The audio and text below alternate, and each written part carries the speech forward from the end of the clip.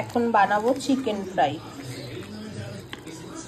মামাম বলছে চিকেন দিয়ে শুধু ভাত খাবে, তাই ঘরে চিকেন ছিল। রসুন ঘষে, রসুন, আদা, একটু শুকনো লঙ্কা, হলুদ, লবণ আর চিকেন ফ্রাই মশলা আর কর্নফ্লাওয়ার দিয়ে এটা ভালো করে ম্যারিনেট করছি। আমি কর্নফ্লাওয়ারটা একটু কম দিই, ভালো লাগে খেতে। এই দিয়ে ওর পাপাও আসবে, ওর পাপাও খাবে আর মেয়েও দুটো চিকেন ফ্রাই খাবে ভাতের সাথে, তাই এখন এটা ভালো করে ম্যারিনেট করছি।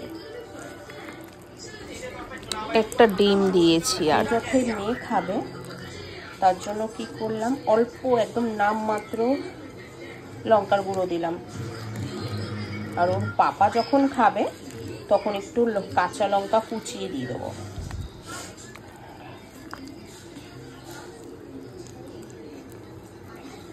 তারপর কড়াইতে তেল দিয়ে দিয়েছি, তেলটা একটু ভালো মতন গরম হোক, তারপরে এটা দেবো।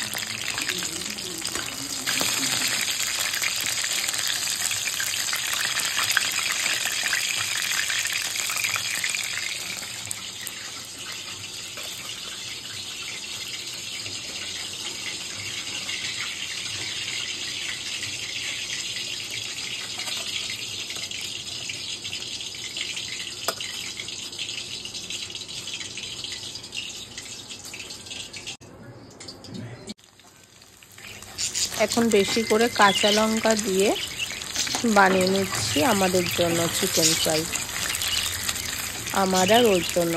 বাচ্চা তো মেয়ে তো বিনা লঙ্কা দিয়ে খেয়েছে, এখন আমরা একটু লঙ্কা দিয়ে ঝাল ঝাল করে খাবো, তাই এখন বানিয়ে নিচ্ছি। আমার এই ছোটো ছোটো ভিডিও যদি আপনাদেরকে ভালো লেগে থাকে প্লিজ লাইক করবেন, শেয়ার করবেন আর সাবস্ক্রাইব করে দেবেন। প্লিজ আমার একটু পাশে থাকবেন। আর এইদিকে দেখুন চিকেনের লুকটা কেমন হয়েছে দেখতে।